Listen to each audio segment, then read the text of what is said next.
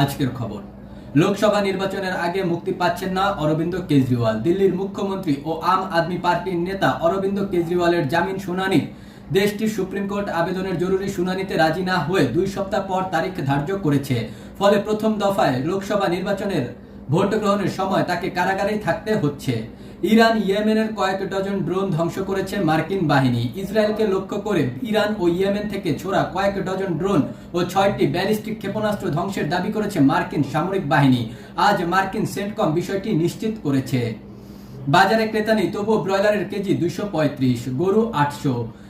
ঈদের পরে বাজারে ক্রেতা বিক্রেতার উপস্থিতি কম। এমন ফাঁকা পরিস্থিতিতেও বাজারে প্রায় সব পণ্যই বিক্রি হচ্ছে উচ্চ দামে। ক্রেতা শূন্য বাজারে আজ ব্রয়লার মুরগির দাম 235 টাকা, গরুর মাংস 800 টাকা কেজি দরে বিক্রি হয়েছে।